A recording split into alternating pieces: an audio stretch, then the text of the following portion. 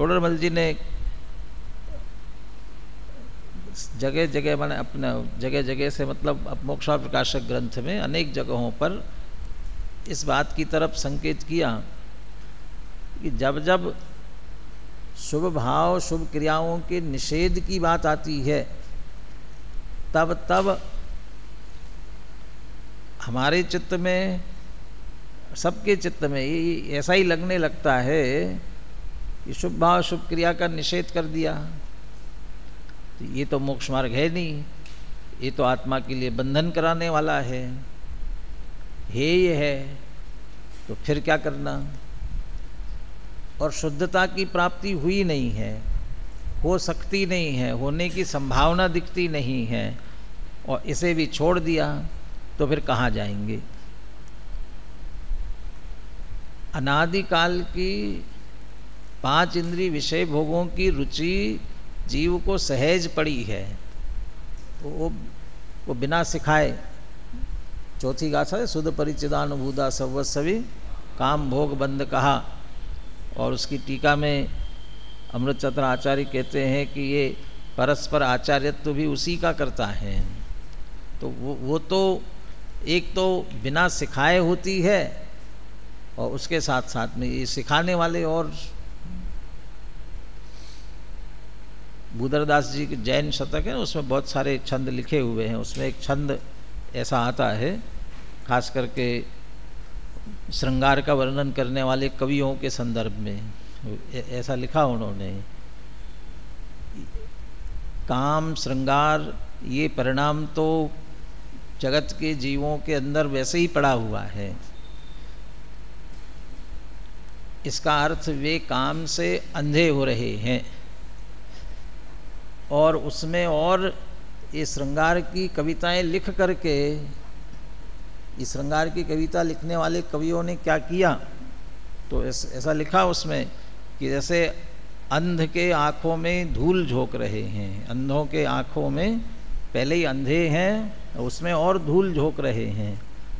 तो ये परिणाम ये तो सहज आने वाला आ ही रहा है, इस तरफ तो जाता ही है। और शुभ का भी निषेध कर दिया तो फिर कहाँ जाएंगे, जाएंगे कहाँ, वो तो वहाँ पड़े ही है, बल्कि और उसका पोषण कर रहे हैं। इसलिए जिनवानी की ये बातें पढ़ करके हमारे चित्त में भी शुभ का हेयपना इस दृष्टि से आता है और अशुभ की रुचि छूटी नहीं है। अरे शुभ हमारे जीवन में न हो उसका तो बहुत बड़ा खेद वर्तना चाहिए कि ये भूमिका के अनुसार इसमें भी हम बहुत विचित्र भूमिका लगाते हैं। ये कौन सी क्या भूमिका है हमारी, कौन सी भूमिका है, ये कुछ नहीं है। न तो अनुव्रत है, महाव्रत का तो प्रश्न ही नहीं, व्रती भी नहीं है तो क्या की भूमिका है, अव्रती है। अव्रती में हम तो सामान्य जन है, तो सामान्य जन के लिए सदाचार भी कोई है कि नहीं है। इस भूमिका में एक सामान्य सदाचार जो होना चाहिए वो तो हो सकता है माने होना ही चाहिए, असंभव तो नहीं है। तो संभव होते हुए नहीं कर रहे हैं और इसके विरुद्ध आचरण चल रहा है, उसका हम पोषण करते हैं।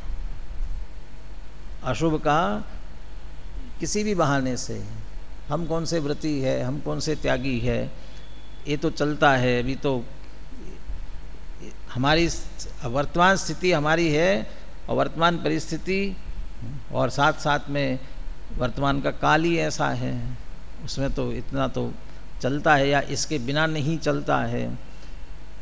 किसी भी रूप में यदि हम पोषण करते हैं तो वो महाअहित कर रहे हैं, फिर तो हम स्वयं का महाअहित कर रहे हैं।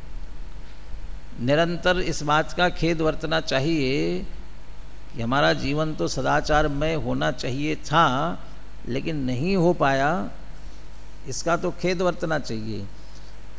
खेद नहीं है और उसके साथ साथ जिनवानी में भी कहा है कि ये तो है ही है, ये कौन सा मोक्ष मार्ग है। यदि ऐसा कह करके पोषण करते हैं तो निश्चित रूप से जो अनुकूलताएं अभी वर्तमान में मिली है वह अनुकूलताएं भी नहीं मिलेंगी, क्योंकि पाप और पाप का और हमने पोषण किया, पाप की रुचि और पाप का ही हमने पोषण किया है।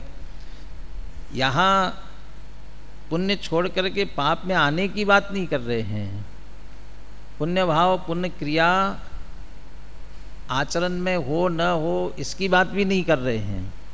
यहाँ तो ये कह रहे हैं कि मोक्ष मार्ग नहीं है, मुक्ति का मार्ग नहीं है, उसे मुक्ति का मार्ग समझते हैं, ये भूल है। इस भूल को निकालना चाहते हैं, ये छुड़ाना नहीं चाहते हैं, शुभ क्रिया शुभ कार्य छुड़ाना नहीं चाहते हैं। शुभ कार्य की जो स्थिति, शुभ भाव की जो स्थिति है उसका यथार्थ ज्ञान कराना चाहते हैं। बीच में याद आया इसलिए कहता हूँ, जो टोडरमल जी ने शुभ व्यवहार मोक्ष मार्ग के लिए जैसा कहा ना, उसके संदर्भ में दृष्टांत दिया जाता है चक्रवर्ती की सेना। चक्रवर्ती की सेना, चक्रवर्ती के 6 खंड जीतने में दिग्विजय कहलाता है ना, दिग्विजय में सहचारी है कि सहकारी है, सहयोगी है, सहचारी है कि सहकारी है, दो शब्दों में अंतर तो ख्याल में, सहचारी और सहकारी। सहचारी माने साथ साथ रहते हैं और सहकारी माने सहयोग करे। तो वो पूरी चक्रवर्ती की सेना, चक्रवर्ती के दिग्विजय में सहचारी है कि सहकारी? सहचारी है, सहकारी नहीं है। सहकारी रंच मात्र जरूरत ही नहीं पड़ती है। वो चक्रवर्ती का अपना ऐसा सहज पुण्य और नियोग है जिसके कारण से 6 खंड जीतना और उसका अधिपति बनना ही है।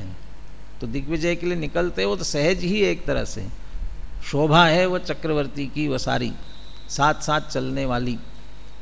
तो सहकारी नहीं, ऐसे ही कहा व्यवहार, व्यवहार मोक्ष मार्ग जितना साथ में है वो सहचारी है, वो सहकारी नहीं है, सहकार्य नहीं करता। बल्कि उल्टा, जैसे यहाँ कहा जा रहा है कि वो बंध का कारण होने से वो बाधक है। वो अभी पिछले उसमें पढ़ा था ना, दोनों प्रकार का जो कर्म है वो बंध ही कराने वाला है। दोनों प्रकार के कर्म बंधन ही कराते हैं, तो शुभ भी बंध कराता है। जितना उसमें अधिक अटकेंगे उतना मोक्ष मार्ग अवरुद्ध होता है, उतना आगे मोक्ष मार्ग पर बढ़ना नहीं हो पाता है। तो एक तो बाधक है। फिर भी सहचारी साथ साथ, चक्रवर्ती एक अकेला और सेना कितनी? अक्षौहिणी सेना कहलाती है, बहुत बड़ी सेना। कितने करोड़ हाथी, कितने करोड़ घोड़े, है ना, ये सब संख्या है ना उनकी। तो ये इतनी सब सेना साथ साथ में है। चक्रवर्ती है तो चक्रवर्ती की सेना, और चक्रवर्ती नहीं है तो वो सेना है ही नहीं। फिर वो दिग्विजय के लिए सहचारी भी नहीं है, एक कदम भी वो आगे नहीं बढ़ सकते, उस कार्य में कोई सहकारी नहीं हो सकती। एक चक्रवर्ती वो अपने दम पर एक तरह से दिग्विजय करता है, ऐसा ही आत्मा के आश्रय से प्रकट होने वाला सम्यक दर्शन ज्ञान चारित्र रूप रत्नत्रय, वो एक, तीन कहा उसे, लेकिन तीन का आश्रय एक शुद्ध आत्मा है। तो वो शुद्धोपयोग, शुद्ध जानकर पहचान कर उसमें लीन होने रूप वो शुद्धोपयोग, वो एक अकेला मोक्ष मार्ग है। व्यवहार के भेद प्रभेद कितने हैं? 28 मूल गुणों का पालन करते, मुनिराज की दृष्टि से बात करें, 10 धर्मों का पालन करते हैं, 22 परिचय सहन करते हैं, 12 प्रकार के तप, कितना विस्तार, कितना विस्तार। और रत्नत्रय में, निश्चय रत्नत्रय में वहाँ विस्तार नहीं है, वहाँ सिमटना है। इसलिए श्रीमद जी का वाक्य है, छंद है वो दोहा, एक होए तृण काल में परमार्थ नो पंथ, और प्रेरे जे परमार्थ ने ते व्यवहार समंत। परमार्थ का पंथ तो एक है, वो एक ही मार्ग। अब उसको प्रेरित करने वाला व्यवहार बहुत हो सकता है। व्यवहार का पेटा बहुत बड़ा है, जितना फैलते जाओ व्यवहार तो बहुत विस्तार वाला हो सकता है, होता है। यदि उस विस्तार वाले व्यवहार में उलझ गया तो ये शुद्धता का लक्ष्य भूल जाता है, वो शुभ के लक्ष्य से शुद्धता भूल जाता है। इसके लिए यहाँ जोर दे रहे हैं, मुक्ति के लिए, आत्म साधना के लिए। पाप अपने आप को ये मानते हुए हम तो पापी है, संसारी है, विषय कषाय में उलझे हुए हैं, हम इनसे छूटना चाहते हैं, ऐसा विचार करके निवृत्त होकर के मोक्ष मार्ग पर आगे बढ़ने के लिए आया, और फिर वह शुभ में आकर के अटक गया, तो फिर मोक्ष मार्ग पर आगे नहीं बढ़ पाएगा, मोक्ष मार्ग की प्राप्ति नहीं हो पाएगी। इसके लिए कह रहे कि शुभ में अटकना नहीं है, शुद्धता की ओर आगे बढ़ना है। इस दृष्टि से शुभ का निषेध किया जाता है। इसीलिए यहाँ प्रश्न खड़ा किया हुआ है, जब दोनों को आप निषेध करते हो तो मुनिदास तो विरागी हो करके, और मुनि व्रत अंगीकार उन्होंने किया था, मुनि धर्म अंगीकार किया था, तो 28 मूल गुणों का पालन करेंगे। उसमें जब चलेंगे तो ईर्ष्या समिति पूर्वक चलेंगे। ये सब आचरण करने वाले करने के लिए मुनि दशा अंगीकार की थी, और ऐसा करके मोक्ष मार्ग पर आगे बढ़ना चाहते हैं। और आप कहते हैं कि वो भी बंध का कारण है, वो मोक्ष मार्ग नहीं है, तो फिर मुनिराज करेंगे क्या? ये इस प्रश्न का उत्तर दिया हुआ है। 103 श्लोकार्थ के बाद में अगली जो उत्थानिका लिखी हुई है, यहाँ एक प्रश्न उपस्थित होता है कि यदि मुक्ति के मार्ग में सभी कर्म त्याग करने योग्य है तो फिर मुक्ति मार्ग के पथिक मुनिराज क्या करेंगे? क्योंकि उन्हें करने को कुछ रहा ही नहीं, वे पाप छोड़ करके आए थे, और पुण्य करने को भी आप मना कर रहे हैं बंध का कारण कह करके, दोनों निषिद्ध कर रहे हैं, तो फिर क्या करेंगे वो? बोलिए एक बार कलश 104 नंबर का और उसका पद्यानुवाद, 4 कलश पीछे ही है, बोलिए।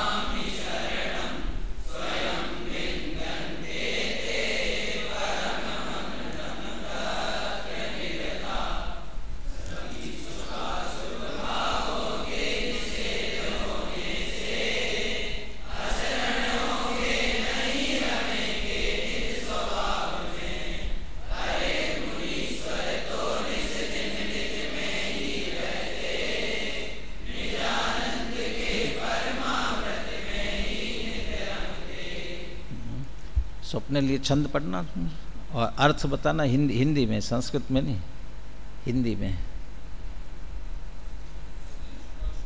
थोड़ा जोर से। हाँ,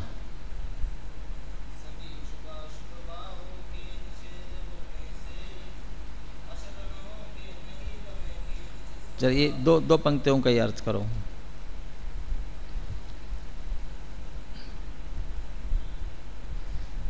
क्यों पूछ रहा हूँ, बहुत से लोगों को ध्यान में आ गया होगा। बोलो बोलो, बगल में सौरभ बोलो। हाँ, भाव बताओ, क्या भाव, क्या लिख रहे इसमें? सभी शुभाशुभ भावों के निषेध होने से अशरण होंगे, नहीं रमेंगे निज स्वभाव में। शुभाशुभ भावों का निषेध कर दिया मैंने, ये दोनों निषेध योग्य है ही है, करने योग्य नहीं है, क्योंकि बंधन कराते हैं, संसार बढ़ाते हैं, इसलिए करने योग्य नहीं, निषेध कर दिया। फिर अशरण होंगे, हाँ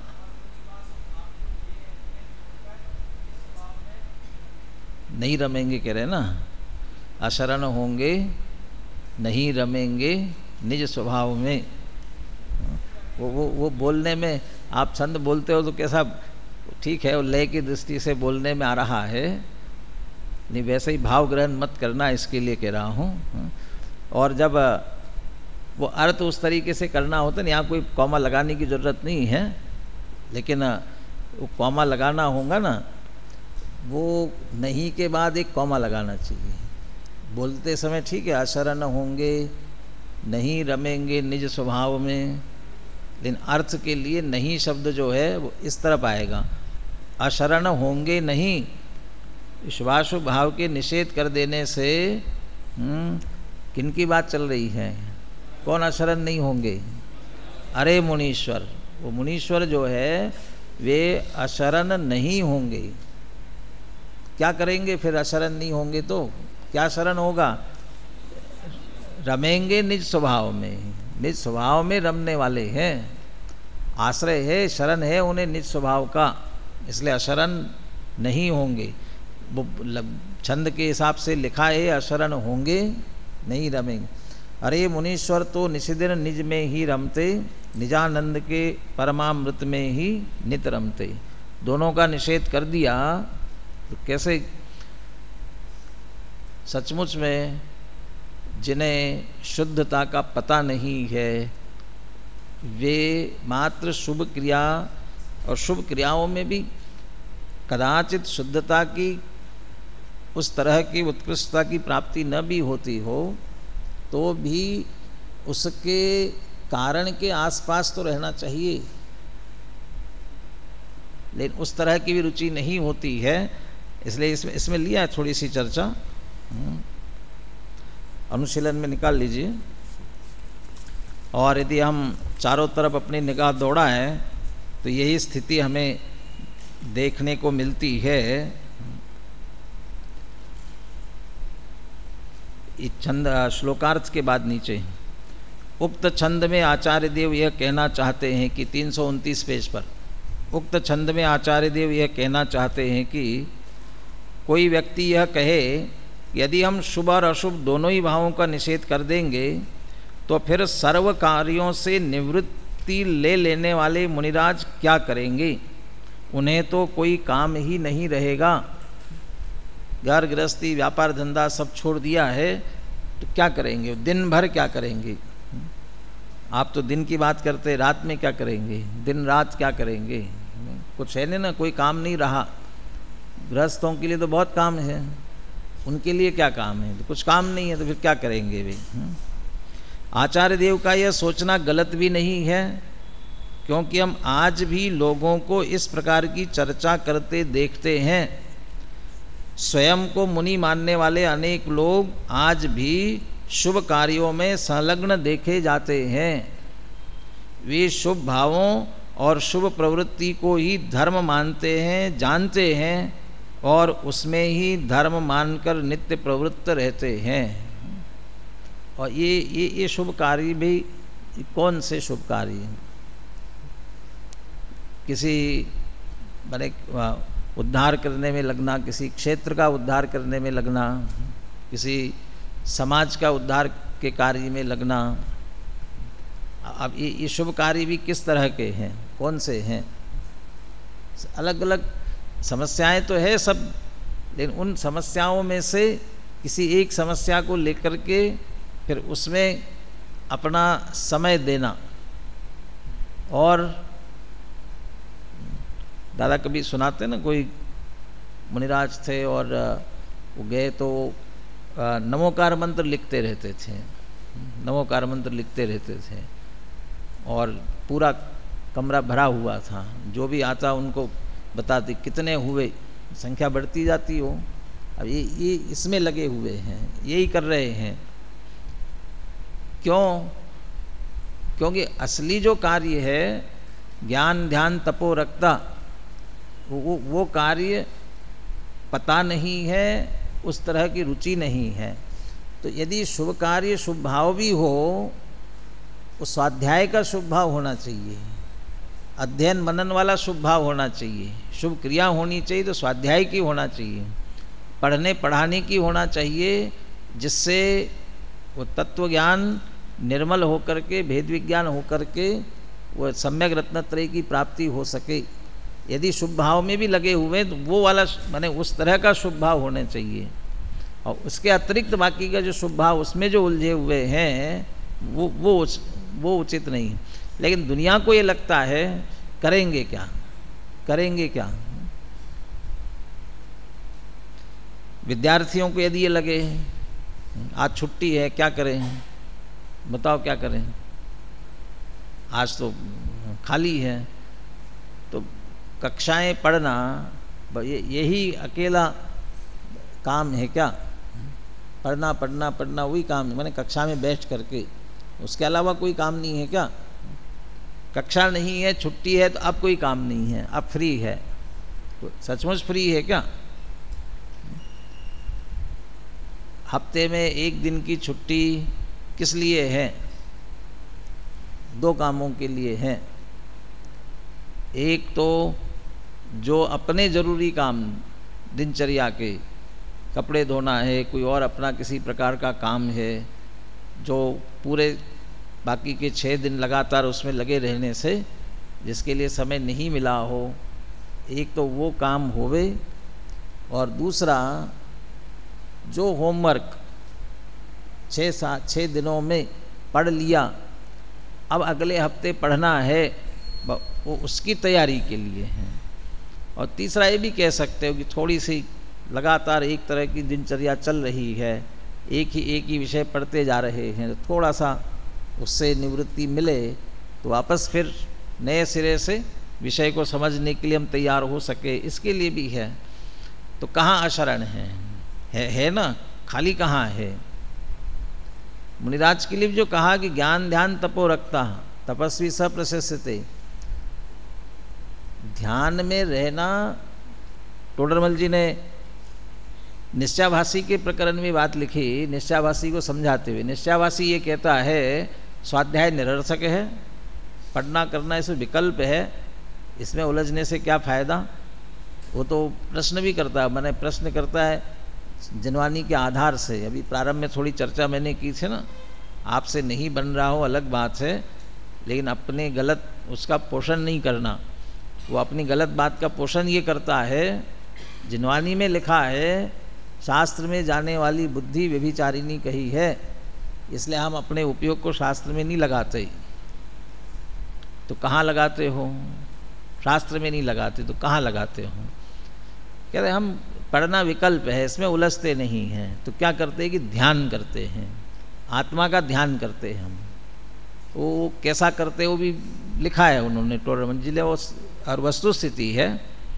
बस थोड़ा सा जो कुछ पढ़ा समझा, ये 2-4 वाक्य जो है आत्मा के निरूपण करने वाले, उन वाक्यों को लेकर के मैं शुद्ध हूँ, बुद्ध हूँ, चैतन्य मात्र हूँ, ऐसे आध्यात्मिक उनको लेकर के सोचता है। अब वो सोचने में वहाँ टोडरमल जी ने 2 प्रकार से, जिसको कहना चाहिए खिंचाई की कहेंगे हम, ऐसा कहने वाले, ऐसा मानने वाले, देखो हम कहते नहीं और मन में विकल्प होते हो और इसलिए हम स्वाध्याय में रुचि नहीं लेते हो, तो हमारी खिंचाई है वो। 2 तरह। एक बात ये की है, आप जो चिंतन करते हो वो विशेष के बिना चिंतन होता नहीं है। विशेष नया नया आवे तब तो चिंतन में उपयोग लगे, नया आप पढ़ते नहीं हो तो नया तो है नहीं। तो बिना विस्तार स्वाध्याय किए बिना वो आपके चिंतन के लिए विषय नहीं मिल सकता, तो स्वाध्याय को निरर्थक मान करके बैठे। दूसरा जो ध्यान आप कहते हो वह स्थिरता गृहस्थ के हो ही नहीं सकती है। ध्यान तो मुनिराज के लिए ध्यान मुख्य कहा है और ज्ञान गौण है। मुनिराज स्वाध्याय में ज़्यादा उलझेंगे, वो उनके लिए उचित नहीं है, उनके लिए योग्य नहीं मुनिराज के लिए। मुनिराज के लिए ध्यान मुख्य है और स्वाध्याय ज्ञान गौण है, इसमें अधिक नहीं उलझना है उनको। इसमें उलझ गए और ध्यान छूट गया तो उनका गुणस्थान गिर जाएगा। और गृहस्थ के लिए ज्ञान मुख्य है, ध्यान गौण है, अध्ययन में ज़्यादा लगना है, क्योंकि ध्यान स्थिरता गृहस्थ के लिए वैसी संभव नहीं है, इसलिए अध्ययन में अधिक लगना है। अपन तो मुनिराज की बात ये कर रहे थे, तो मुनिराज को ध्यान करना है, ध्यान में नहीं रह पाए तो ज्ञान करना है। ज्ञान शास्त्र स्वाध्याय के माध्यम से होता है, इसलिए स्वाध्याय में लगना चाहिए। ये आलंबन दिखाई नहीं देता, ये आलंबन नहीं मिलता, तो फिर आलंबन ढूंढते हैं। तो फिर वो आलंबन जो है वो बाहर की तरफ उलझाने वाला होता है, किसी का उद्धार करने की तरफ, क्षेत्र का, समाज का, इसके उद्धार की तरफ, या फिर ये इस तरह से, ये जैसे नवोकार मंत्र लिखने की बात कही, इस तरह के कार्य में लगते हैं। वो लगता है कि क्या करें, ये नहीं करेंगे तो क्या करेंगे। तो वो जो असली काम है वो दिखाई नहीं देता। वो असली काम क्या है? ज्ञाने ज्ञानम प्रतिचरितम येषाम ही शरणम। ज्ञान को ज्ञान में स्थिर करना, स्वरूप में मग्न होना, ये वास्तविक कार्य है। इसी के नीचे पढ़ते हैं अपन, अरे भाई शुभ भाव मुनियों की शरण नहीं है, उनका शरण तो उनका ही भगवान आत्मा है। आत्मा का ज्ञान, आत्मा का श्रद्धान और आत्मा का ध्यान, ये ऐसे महान कार्य है जिनमें मुनिराज निरंतर व्यस्त रहते हैं। शुभ भावों में शरण खोजने की उन्हें रंच मात्र भी आवश्यकता नहीं है। मुनिराज निर्जन वन में जाते हैं, निर्जंतुक वन में नहीं जाते, वन में जाना पसंद करते। कहाँ? निर्जन। क्यों जाते हैं? क्यों? जनता से दूर होना चाहते हैं। कि जनता क्या करती है? माथा खाती है। तो वो माथा खाने नहीं देना चाहते किसी को, खाली नहीं है ना, और वो ज़बरदस्ती फिर खाते हैं तो उपयोग उधर भटकता है। तो उलझना नहीं चाहते हैं, इसलिए उनसे दूर होना चाहते हैं। तो इसका अर्थ उनके पास काम है ना, खाली नहीं बैठे हुए हैं, काम है उनके पास। दिन रात आत्मा का चिंतन, मृदु संभाषण में निर्वस्त्र दिगंबर काया से भी प्रकट हो रहा। जब जग जड़ विषयों में रच पच कर, अथवा वह शिव के निष्कंटक पथ में, तब शांत निराकुल मानस तुम तत्वों का चिंतन। ये चल रहा है निरंतर। कहाँ खाली है? ये एक क्षण भी खाली नहीं है। रात के समय फुर्सत लग रही है, कहाँ फुर्सत है? बहुत से लोग ये जो कहते हैं ना, मरने की फुर्सत नहीं है। अरे सोने की फुर्सत नहीं है, मरने की, सोने के लिए भी टाइम नहीं है, बराबर है ना। मुनिराज को भी नहीं है, सोने की फुर्सत नहीं है। भूमाही पिछली रयन में कछु शयन। क्या क्या दिक्कत है मुनिराज को? क्या करना है? दुकानदारी क्या है? बाल बच्चे कौन रो रहे हैं जिसके लिए रात को जागना पड़े? क्या करना पड़ता है? सही शाम से ही आराम से।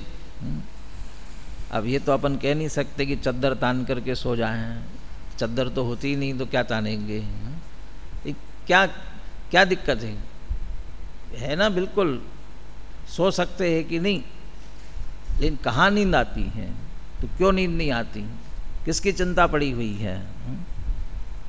चिंता में नींद नहीं आती। नींद लेना नहीं है ना, वो उस तत्व चिंतन से निरंतर अपने आप को जागृत रहते हैं। और ये तत्व चिंतन शरण है उनको, शरण नहीं है ऐसा नहीं है। तो वो असली शरण है। शुभ भाव वास्तव में उनके लिए शरण नहीं है। अपना बनारस दास जी का छंद और देखते हैं 332 पेज पर। आचार्य अमृतचंद्र के मूल कलश में मुनया शब्द ही है, किंतु बनारसी दास जी उनमें सम्यक दृष्टि हम व्रती गृहस्थों को भी ले लेते हैं। वे कहते ये भी ज्ञानी धर्मात्मा मोक्ष मार्ग पर चल रहे हैं, तो इनके लिए भी इनकी दृष्टि से भी तो शुभाशुभ दोनों है ही है। शुद्धता मोक्ष मार्ग है, शुभाशुभ मोक्ष मार्ग नहीं है, तो है ही है। तो फिर ये क्या करें, इसलिए तीनों की बात ले रहे हैं। बोलिए, छंद बोलिए।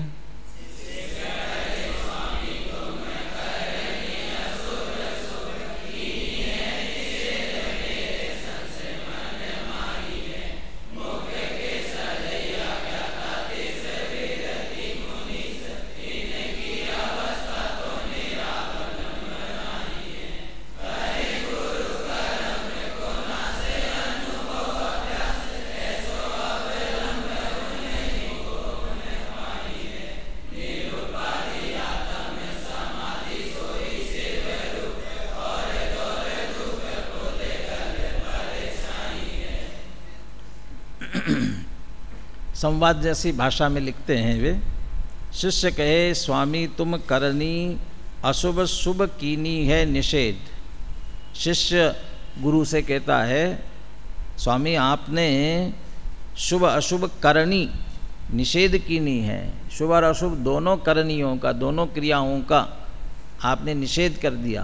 दोनों बंध के कारण इसलिए निषिद्ध है, ऐसा आपने निषेध कर दिया दोनों का। तो मेरे संशय मन माही है, इसलिए मेरे मन में संशय हो रहा है। तो दोनों भावों का आपने निषेध कर दिया, तो फिर करेंगे क्या? एक भजन सुना होगा, उसमें लिखा है, हमको मानव जन्म मिला, क्या पुण्य करो या पाप करो, हमको मानव जन्म मिला। तो उसमें बहुत सारे उदाहरण भी दिए हुए हैं। वो चंदना अबला नारी थी और उनके साथ क्या हुआ, फिर सीता के साथ क्या हुआ था।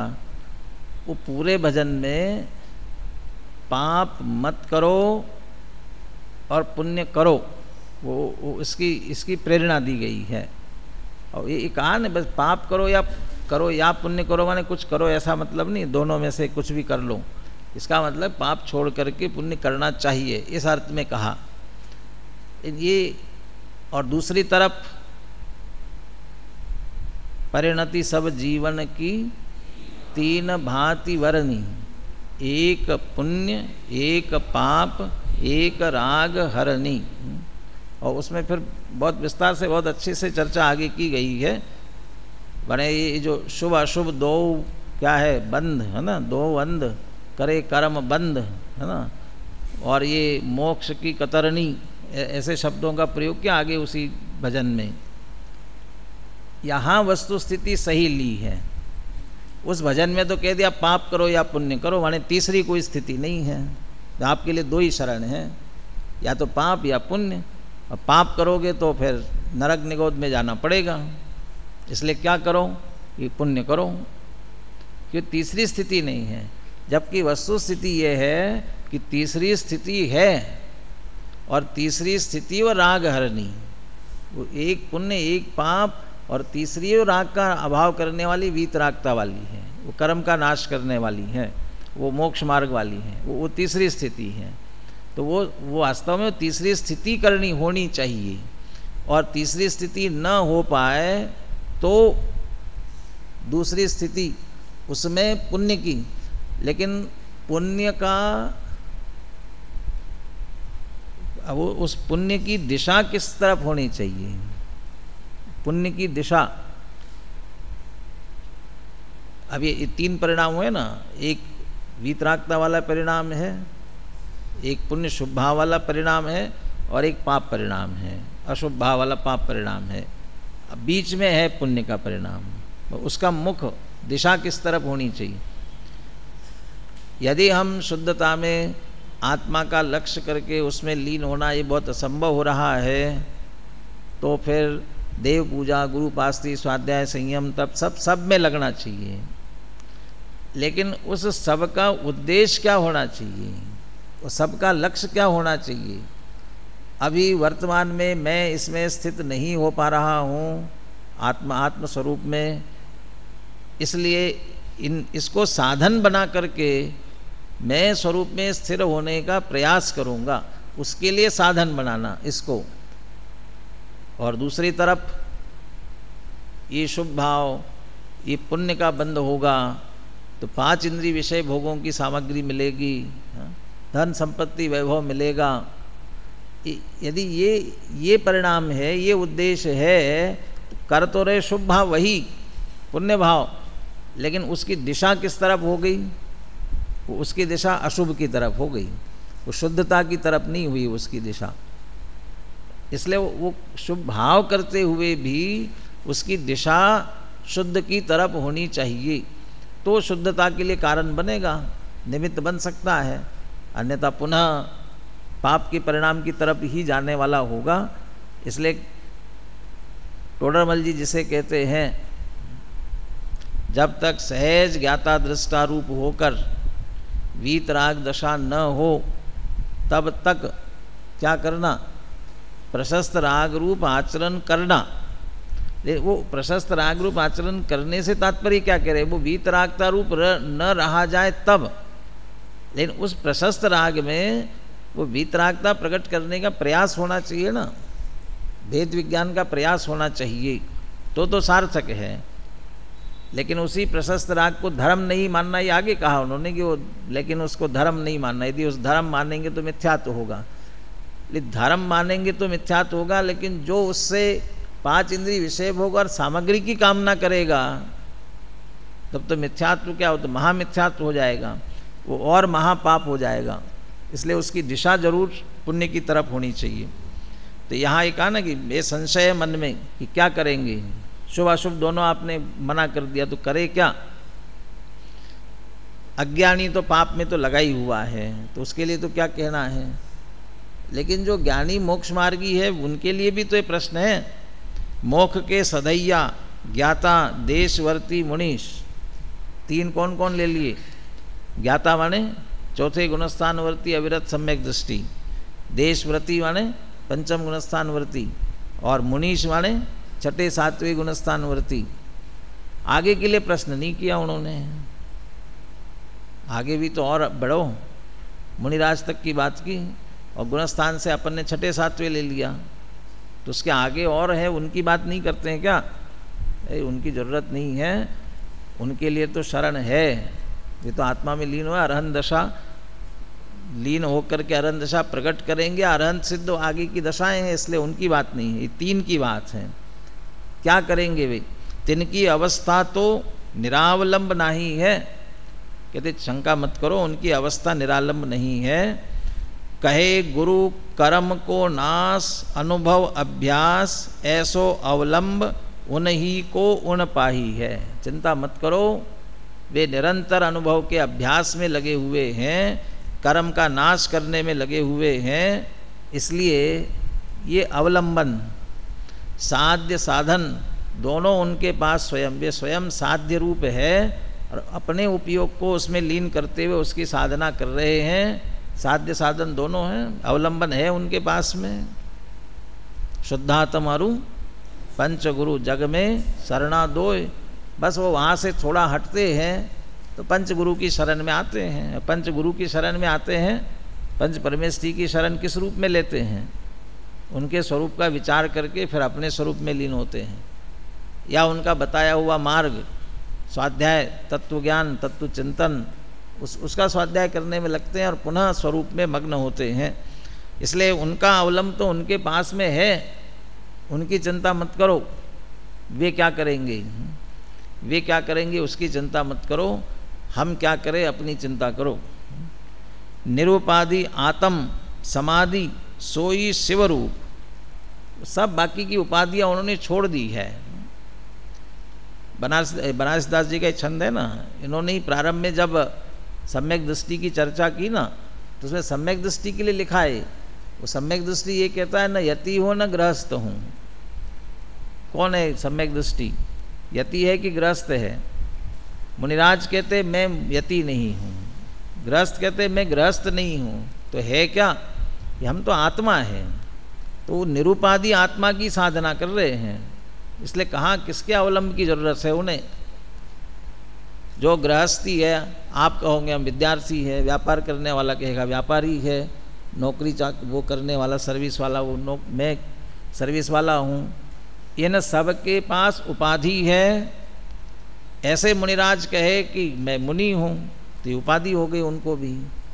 मैं व्रती हूँ, देशव्रती हूँ, ये भी तो उपाधि हो गई।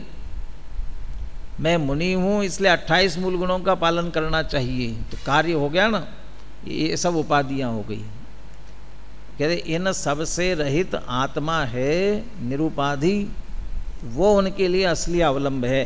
निरुपाधि आत्म, और उसकी समाधि, समाधि के लिए ऐसा है, आदि व्याधि उपाधि से रहित है ना, आत्मस्वरूप की मग्नता, वो उसका नाम समाधि, उसमें लीन होते हैं।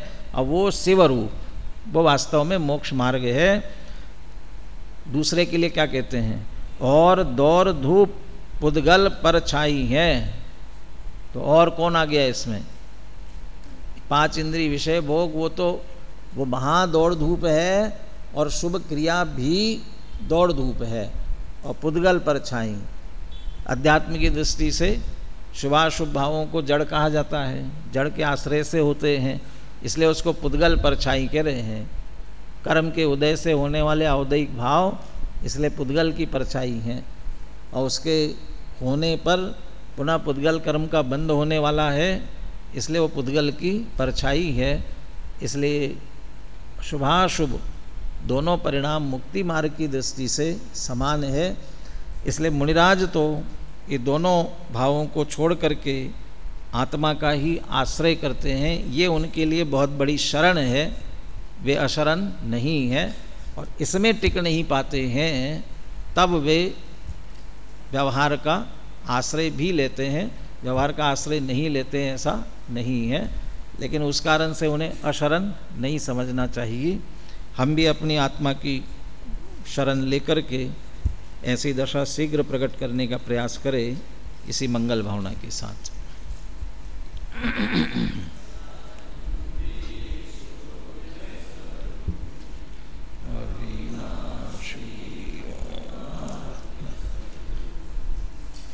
सहजानंदी शुद्ध स्वरूपी अविनाशी हूँ आत्मस्वरूप। सहजानंदी शुद्ध स्वरूपी अविनाशी हूँ आत्मस्वरूप। शास्त्री तीनों कक्षा के विद्यार्थी जिन्वानी स्तुति के बाद रुकेंगे।